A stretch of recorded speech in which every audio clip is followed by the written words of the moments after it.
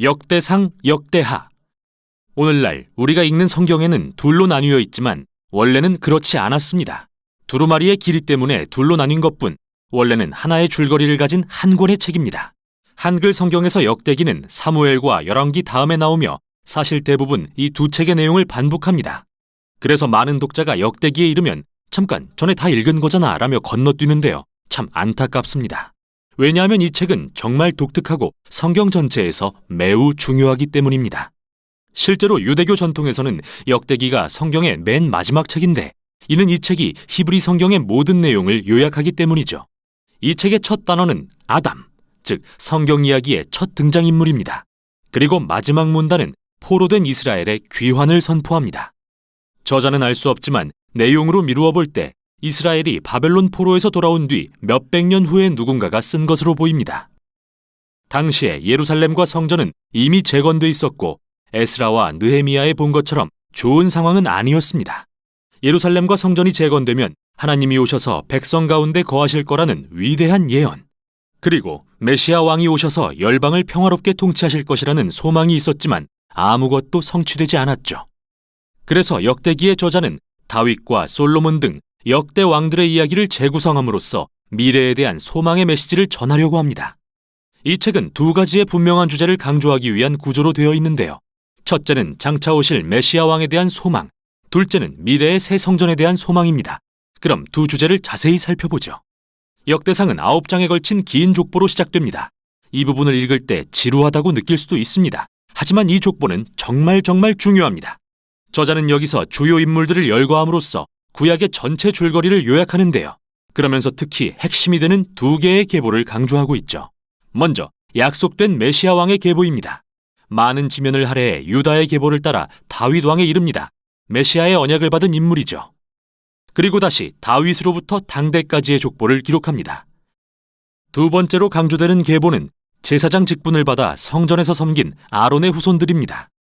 이렇게 우리는 처음부터 이 책의 큰 두 주제를 알 수 있습니다.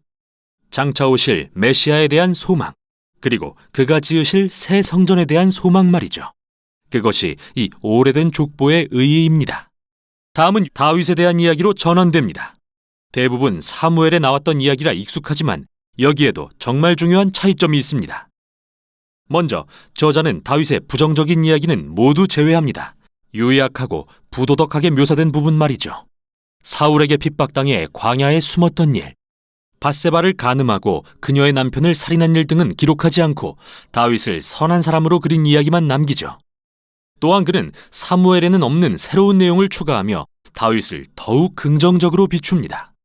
다윗이 성전 건축을 준비하는 장면이 여러 장에 걸쳐 기록되어 있는데 그는 각종 자재와 기술자들을 모으고 레위인들과 찬양대를 준비시키죠. 나아가 이번엔 다윗을 모세와 같은 인물로 묘사하는데요. 하나님이 다윗에게 성전의 설계도를 주시는 모습은 모세에게 성막의 설계도를 주셨던 모습과 흡사합니다. 그런데 왜 다윗에 대한 새로운 내용을 소개할까요? 저자는 다윗의 결점을 숨기려는 게 아닙니다. 어차피 사무엘을 읽으면 누구나 알게 되니까요. 오히려 그는 다윗을 이상적인 왕으로 묘사함으로써 그의 혈통에서 오실 메시아의 모습 혹은 전형을 만들려고 한 것입니다. 이는 예레미야나 에스겔이 오실 메시아를 새로운 다윗이라 말한 것과 매우 비슷한데 역대상 17장에 다윗을 향한 하나님의 언약이 어떻게 기술되어 있는지 보면 명확히 이해할 수 있습니다. 이 이야기에 상응하는 사무엘하 7장과 비교해보면 역대기 저자가 강조하는 것은 다윗도 솔로몬도 그 외 어느 왕도 메시아가 아니었으며 앞으로 오실 메시아는 다윗과 같은 왕이 될 거라는 것입니다. 그래서 저자에게 과거 다윗 왕의 이야기들은 미래에 대한 소망을 지속시키는 힘이 되어줍니다. 다윗이 죽은 후 역대하는 예루살렘에 거하던 왕들의 이야기에 초점을 맞춥니다. 이번에도 역시 열왕기에 많은 이야기가 반복되지만 결정적으로 다른 점도 많습니다. 먼저 저자는 북이스라엘의 왕들 이야기는 모두 제외합니다. 다윗의 혈통에만 집중하기 위해서죠. 더불어 이들 다윗 왕조에 대한 새로운 내용을 대거 추가합니다.